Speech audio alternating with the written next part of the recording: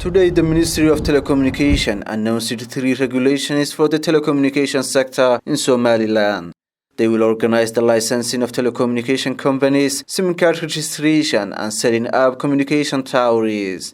It was unveiled at a function attended by the Minister Abdul Sheikh Abdullahi Sufi Jibril, the top officials of the ministry, and representatives from the ministries of the Interior and National Planning. Minister Abdul Sufi Jibril, who spoke at the event, stated that these regulations are foremost meant to protect the interests of investors and consumers. He pledged that there will be a continuation of Somaliland's policy of creating an enabling environment for investment and the development of the private sector. siyaasadda fudud ay qaateen xukuumadihii Somaliland kala duwanaa ayaa keentay.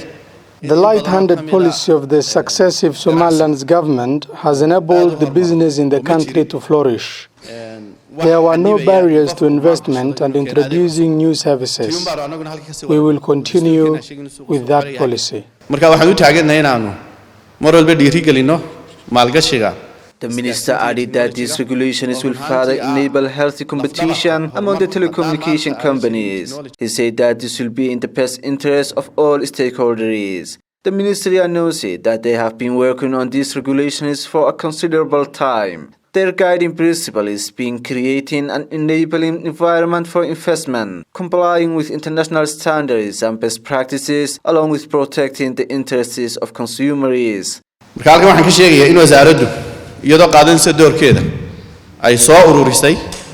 The ministry, taking up its responsibility, has compiled best practices in tower management, consulted experts, and shared its findings with the telecommunication companies.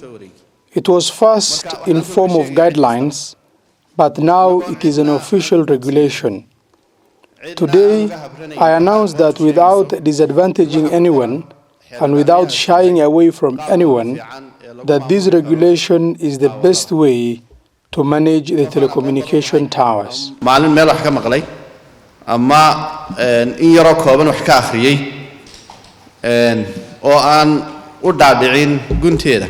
The second regulation issued today pertains to the registration of SIM card holders.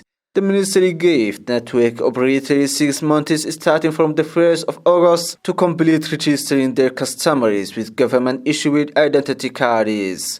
The third regulation issued today is for licensing telecommunication companies. The ministry announced that it is an updated version of the existing regulation and compatible with the world's best practices.